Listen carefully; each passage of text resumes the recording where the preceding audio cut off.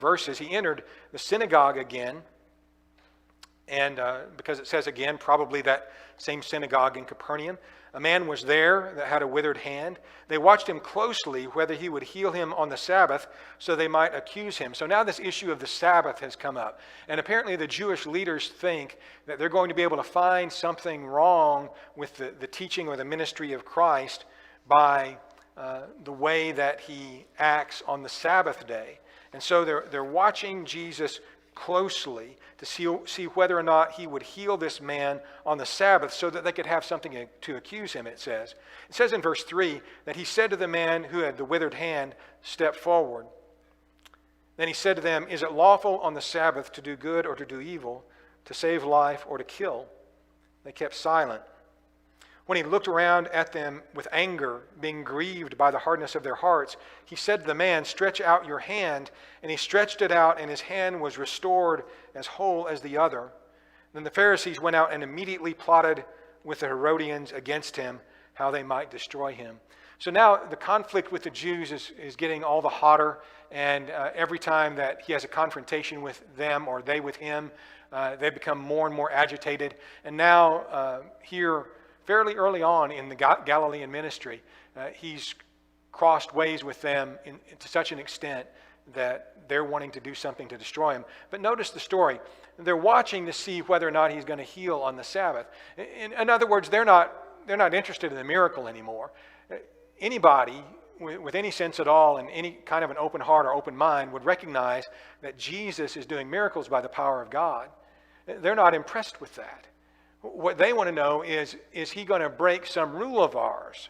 You know, are his activities going to be something that we can condemn? So they're just kind of waiting for a chance to condemn him. They're just watching to see if he doesn't do something here that they can condemn him for. So he asked this question: is it lawful on the Sabbath to do good or to do evil? That's a pretty easy question, isn't it? Is it lawful to save a life or kill? Well, which should you do any day? What's the lawful thing to do any day? Well, you're supposed to do good, right? Yeah, that's true any day. That's not really that hard a question, but they're not going to answer it. It doesn't suit them. It's like a political wrangling that you have going on today, some sort of discussion between the president and the press corps or something like that, where neither one really wants to answer the other's questions sometimes because they just know that somebody's laying in wait for somebody. That Jesus understands that, and he's grieved, it says, by the hardness of their heart. In fact, the text says that he looked around at them in anger. He's so upset because people's hearts are so hard. They've already developed this shell where they're not going to let in any truth, any real information about Jesus. They've hardened their hearts, and he's so grieved to see that because he knows that will ultimately lead to their own destruction. And I have no doubt that he has pity on the souls of these men who are trying to entrap him, but also because here they are, supposedly the leaders of the Jews, the spiritual leaders of the Jews, and yet they're antagonistic to the very truth that the people need to know and receive. So Jesus heals the man's hand. That's not obviously a problem for him. He's so powerful.